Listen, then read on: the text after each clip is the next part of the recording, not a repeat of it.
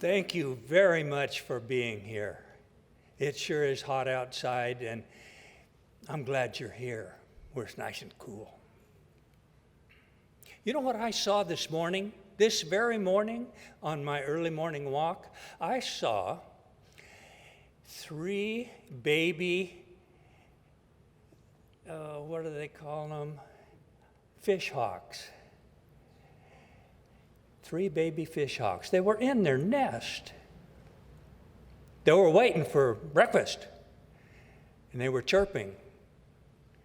In fact, there's a little more than chirping. They were excited. They were enthusiastic to have their breakfast. This story is about a bird like that. It actually happened. I don't know where, but it's somewhere where a tulip tree can live over 100 years. This particular tulip tree had a eagle that nested in it every year. That mother eagle would come back to the same nest and raise her little chicks. For years and years she had been doing this. This particular year, there were some, I guess, workmen. Maybe they were hoeing a corn patch. Maybe they were working in the forest getting firewood. I don't know. But as the story goes, those workmen knew about that eagle, knew that she went out in the morning and came back in the evening, or went out in the morning and came back, and then later on would go out again and come back with food for the little eagles. And they thought to themselves, you know, if we raise a ruckus, we might can get a fish. And that's what they did. Now, I want you to understand something. It wasn't just flying down to the river and back. It was flying to the ocean over 10 miles away. It took a half an hour of hard flying, and then more even, than coming back when she was under a load. She had a big fish because the kids were really hungry. But those workmen, you know what they did? They started throwing rocks when the bird got close, and they shouted, and they clapped their hands, and they made so much ruckus that it scared the mama bird, and the fish dropped, and the workmen got the fish and went home to cook it.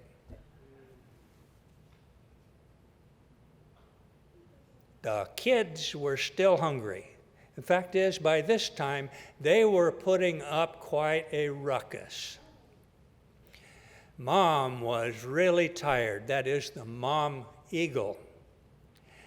She had just flown 10 miles and came back, 10 miles one way, and came back with a great big load in her talons. And she was really, really tired because it was a really, really big fish. Now, there was nothing for the kids, and it was already getting late, and she was tired.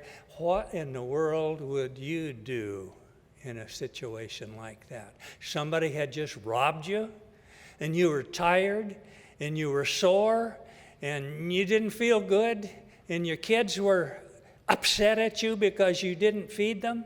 What would you do? You know what that tired old bird did? Started off to the ocean again, 10 miles, really tired.